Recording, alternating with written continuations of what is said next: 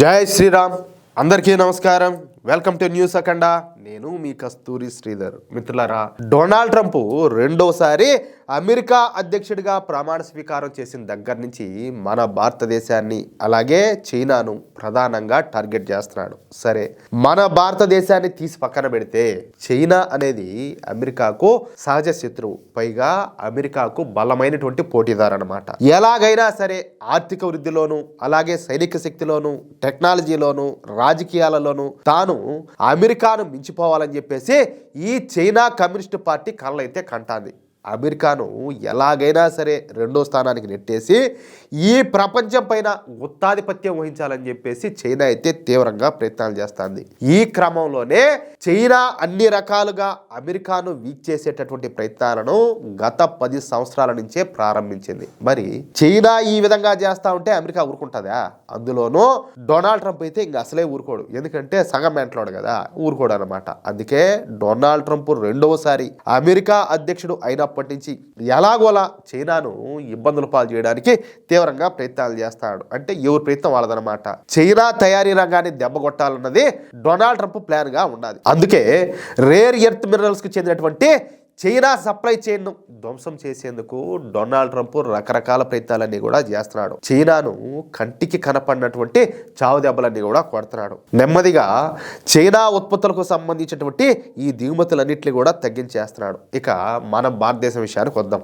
నిజానికి ఈ డొనాల్డ్ ట్రంప్కు మన దేశం మీద ఎటువంటి ద్వేషం కానీ పగ కానీ లేవు, ఏది వ్యక్తిగతంగా ప్రత్యేకంగా. కానీ ఆపరేషన్ సింధూర్ క్రెడిట్ను తనకు ఇవ్వలేదన్నదే ఈ డొనాల్డ్ ట్రంప్ కోపానికి కారణం అన్నమాట. ఆపరేషన్ సింధూర్ క్రెడిట్ తనకి ఇచ్చినట్టయితే తనకు నోబెల్ శాంతి బహుమతి వచ్చేదన్నది ఈ డొనాల్డ్ ట్రంప్ అభిప్రాయం. అయితే ఒకవేళ మనం గనుక ఆ క్రెడిట్ను డొనాల్డ్ ట్రంప్కి ఇచ్చినట్టయితే ప్రపంచ దేశాల ముందు మన దేశం చిన్నపోతుంది. అంతెందుకు ఆ స్వామి, మన దేశంలో ప్రతిపక్ష పార్టీలన్నీ కూడా దాంట్లో వాస్తవం లేకపోయినా వీళ్ళు మాట్లాడినారు కదా, డొనాల్డ్ ట్రంప్ అయిపోమన్నాడు అని చెప్పేసి మోడీ అయిపోయినాడు, ట్రంప్ దెబ్బకు మోడీ భయపడ్డాడనే. మోడీ ఆడన భయపడతాడా? వాస్తవం లేకపోయినా కూడా ఈ కల్తీ వీళ్ళంతా కూడా ఇట్లాంటి నోటుకు వచ్చేట్టు కూడా వాగినారు. అట్లాంటిది వాడు చెప్పాడని చెప్పేసి మనోళ్ళు ఆగిపోతే బతుకున్నదా? మన తలకాయ ఎత్తుకొని తిరగాలి మళ్ళా జనాల్లా?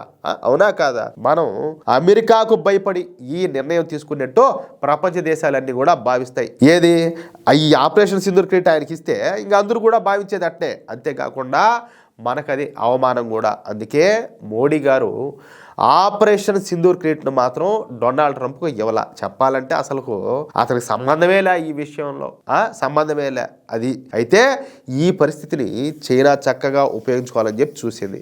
భారతదేశంతో సాధ్యమైనంత వరకు సరిహద్దు సమస్యలను పరిష్కరించుకున్నట్టు నటించి భారత్ను అమెరికా నుంచి దూరం చేసి చైనాకు దగ్గర చేసుకోవాలని చెప్పి చూసింది. జిత్తులు వారు నక్క కదా, ఇటువంటి ప్లాన్లన్నీ కూడా బాగానే యాచాది. ఎందుకంటే అమెరికా అసలు టార్గెట్ భారత్ కాదు, చైనానే అన్న విషయం ఈ చైనాకు బాగా తెలుసు.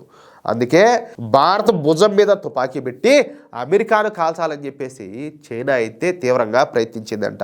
ఇప్పుడు ఈ విషయాలన్నీ కూడా వెలుగులోకి వచ్చినాయి. మన భారతదేశంతో చైనా సంబంధాలపైన కీలక వివరాలతో అమెరికా యుద్ధ విభాగమైనటువంటి పెంటగాన్ ఒక నివేదికనైతే రూపొందించింది. వాస్తవ నియంత్రణ రేఖ వెంట భారత్ చైనా మధ్య ఈ సైనిక ఉద్రిక్తతలు తగ్గడాన్ని అదునుగా చేసుకొని లబ్ధి పొందడానికి చైనా ప్రయత్నించిందని చెప్పేసి ఈ నివేదిక అయితే పేర్కొనింది.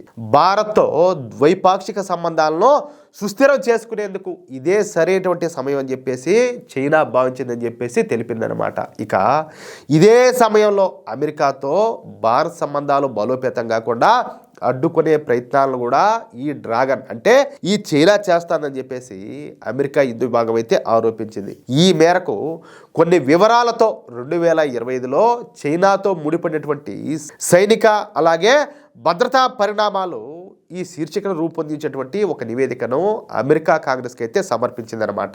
కాంగ్రెస్ అంటే ఏదైనా మన దేశంలోనే కాంగ్రెస్ అనుకుంటారేమో, కాదు, అక్కడ మామూలుగా అమెరికన్ కాంగ్రెస్ అనేది ఒకటి ఉంటుంది అనమాట. అది ఇక 2049 నాటికి చైనా జాతీయ పునరుజ్జీవం జరగాలి అనేది జిన్పింగ్ ప్రభుత్వం యొక్క లక్ష్యం.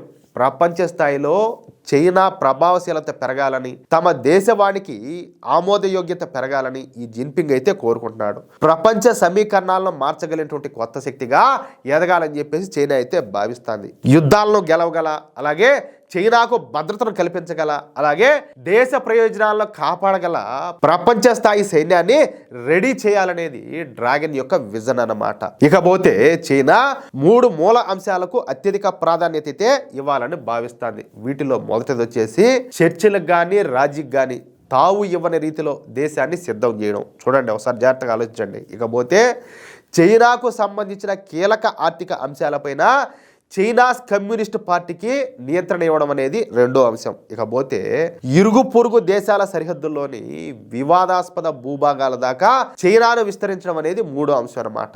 అర్థమవుతుందా? దక్షిణ చైనా సముద్రంలోని వివాదాస్పద ప్రాంతాలు, తూర్పు చైనా సముద్రంలోని సెంకాకు ఐలాండ్స్, అలాగే తైవాన్, భారత్లోని అరుణాచల్ ప్రదేశ్ అనేవి చైనా పరిశీలనలోని 3 అంశాల జాబితాలో ఉన్నాయని చెప్పేసి అమెరికా యుద్ధ విభాగం ఈ నివేదికను అయితే వివరించింది అనమాట. అరుణాచల్ ప్రదేశ్ అనేది తమకెంతో ముఖ్యమని, రాజీ పడని ప్రయోజనాల్లో ఒకటని చెప్పేసి చైనా భావిస్తుందని అమెరికన్ కాంగ్రెస్ కు సమర్పించినటువంటి ఈ నివేదికలో ఈ పెంటగాన్ అనేది పేర్కొనింది అనమాట. 2049 నాటికి జాతీయ పునరుజ్జీవనాన్ని సాధించాలనేటువంటి లక్ష్యంతో చైనా ఉండాలని చెప్పేసి ఈ నివేదిక అయితే వెల్లడించింది. అంతేకాకుండా చైనా తన నాయకత్వ పరిధిని విస్తరించాలని చెప్పేసి భావిస్తా ఉన్నట్టు ఈ పెంటగాన్ సంస్థ అయితే అభిప్రాయపడింది. తైవాన్, అలాగే సెంకాకు ద్వీపాలతో పాటు అరుణాచల్ ప్రదేశ్ కూడా బీజింగ్ యొక్క విస్తృత జాతీయ భద్రతా ప్రణాళికల్లో భాగం అని చెప్పేసి తెలిపిందనమాట. అయితే ఈ విషయాలను ఇప్పటికే కనిపెట్టినటువంటి మన మోడీ ప్రభుత్వం చైనాను సాధ్యమైనంత వరకు దూరంగానే పెట్టారు. చైనాతో రాసుకొని పూసుకొని తిరగకుండా చైనాను ఎంతవరకు ఉపయోగించుకోవాలో అంతవరకే ఉపయోగించుకుంటున్నారు. అంటే అమెరికా రక్షణ వ్యూహకర్తలు సంవత్సరం పాటు గూఢచర్యం చేసి అనలైజ్ చేసి ఈ చెప్పినటువంటి విషయాలను మన మోడీ గారు ముందుగానే తెలుసుకున్నారన్నమాట. అది ఈ విషయం. అర్థమవుతుందా? చూడండి ఏం ప్లాను. అంటే మెల్లగా మీరు గమనించే ఉంటారు, కొద్ది రోజులు ఏంటంటే మనము చీలీ హిందీ బాయ్ బాయి మనం ఒకటి మనమంతా కలిసి అమెరికా మీద ఫైట్ చేద్దాము అని చెప్పేసి పెద్ద డ్రామాలే చేశారు వీళ్ళు. కానీ అప్పుడు మన మోడీ గారు అంత సులభంగా ఆ విషయంలో మూవ్ అవ్వాలా. ఇంకోటి ఏంటంటే ఈ మధ్య కాలంలో అరుణాచల్ ప్రదేశ్ వాళ్ళు కూడా కొంతవరకు ఇబ్బంది పెట్టారు ఈ చైనా వాళ్ళు. ఎందుకు? వాంటెడ్గా అరుణాచల్ ప్రదేశ్ మాదని చెప్పి చెప్పడం అన్నమాట. అది ఇవన్నీ తెలుసు కాబట్టి నరేంద్ర మోడీ గారు వీళ్ళకు ఎక్కడికక్కడ అంతా కూడా చెక్ పెట్టుకుంటా వస్తారు. అర్థమవుతుందా? అది విషయం. లేకపోతే మోడీ గారు ముందయ్యా వీళ్ళ కుప్పిగంతుల తొక్కువదులుతాడట ఊరికే కూడా కాకుండా. మిత్రులారా, ఈ న్యూస్ గారు మీకు నచ్చినట్లయితే ఖచ్చితంగా ఈ న్యూస్ నలుగురికి షేర్ చేయండి. అలాగే ప్రతి ఒక్కరు కూడా మీ యొక్క అమూల్యమైనటువంటి అభిప్రాయాలను తప్పనిసరిగా కామెంట్ రూపంలో తెలియజేయండి. ఇంకో విషయం ఏంటంటే, ఇంతవరకు మీరు కనుక మన ఛానల్ను సబ్స్క్రైబ్ చేసుకున్నట్లయితే ప్రతి ఒక్కరు కూడా మన ఛానల్ను సబ్స్క్రైబ్ చేసుకోండి, సపోర్ట్ చేయండి ప్లీజ్. జై శ్రీరామ్, జై హింద్.